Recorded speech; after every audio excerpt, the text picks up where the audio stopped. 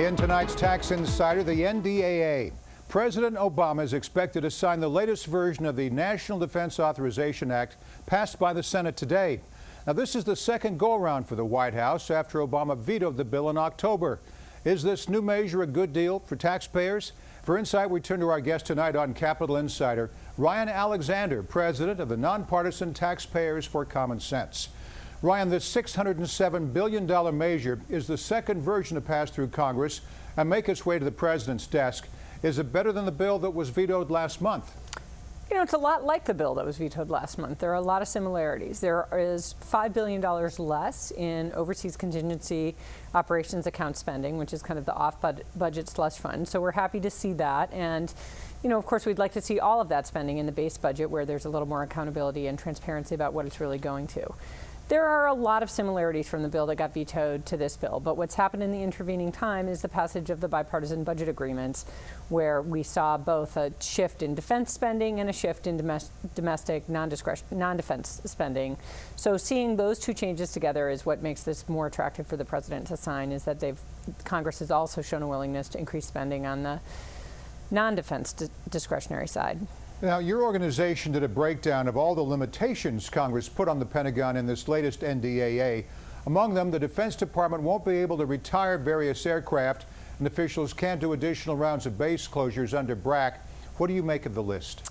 You know, time and time again, we see the administration and the Pentagon looking for places where they can save money, modernize operations, and move forward. And Congress thinks, you know, but that's going to be a change in my district. I don't want to see that happen. That's going to be a change to someone who I'm friends with, who's a campaign contributor of mine. Not in my backyard. And not in my backyard. And we see that time and time again, and it really hurts the ability of the Pentagon to operate efficiently, to make efforts to do some belt tightening when everybody else is. So it's always discouraging to see these limitations that get put into NDAA. Along with the can't do's, there is also a long list of spending the DoD must do, including dropping more than $5 billion on the Air Force F-35, the plane that ate the Pentagon. Why are lawmakers insistent on putting more money into this project? You know, the F-35 is just one of those things that has been sold by the contractors as something that's going to create jobs in tons of districts around the country. It's going to solve a lot of problems. Yeah. But, you know, we need to make decisions as a country on the weapon systems that do what we need them to do and that we can afford. And the F-35, as you say, is becoming the plane that ate the Pentagon. This is not something that we can afford given all the other priorities we have within the context of security spending. Does this laundry list of restrictions make it harder for the Pentagon to run the agency effectively? Wouldn't DoD officials know best how to spend the money? But then I guess you and I have talked about this before. It boils down to the lawmakers and where the money gets spent. It's always a push and pull between the administration and Congress in setting priorities, and that's something that's a healthy tension. But these limitations saying, yes, we'd like you to save money, but don't do it this way, that's not the kind of give and take we'd like to see. We'd like to see a little more negotiation in the process of creating the budget, creating the appropriations bills, and then oversight by Congress. If they think you're not spending the money the right way after the fact, they have the power of oversight, and we'd like to see them exercise that more responsibly and more seriously. One item your group found interesting was a directive to, quote, plan to obtain budget neutrality for the defense commissary system and the military exchange system.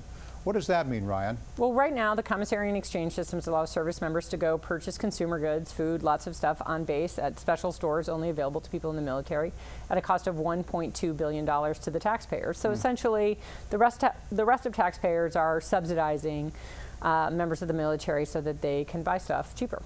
This is their own version of Costco. It's their own version of Costco. So what this is saying is, you can have special stores for the military, but let's not have it be something that's subsidized by the taxpayers. Look at solutions to do this, whether or not it's full privatization, partnerships, reducing the scope of commissaries and exchanges.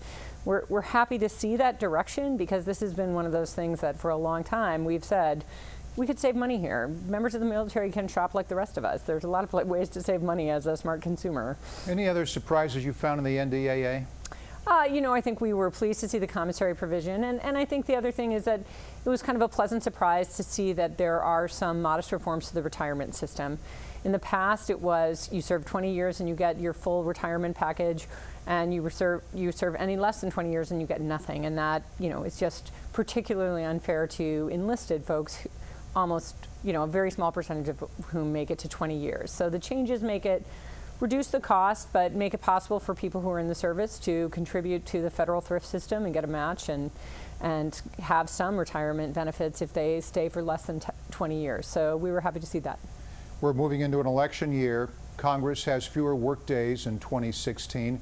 You optimistic that a whole lot's going to get done, or is everybody just kind of sitting on their hands waiting for the next administration? I think it's going to be really challenging for Congress to get a lot done in 2016. I think that it's more than sitting on their hands. It's fighting like cats and dogs. But I think they're going to have a hard time getting things done, given both that they are reducing the number of legislative days and, you know, as we've talked about many times, the very real disagreements both within the parties and between the parties. It's always great having you on Capitol Insider. Ryan Alexander, president of Taxpayers for Common Sense. Thanks, Ryan. Thanks.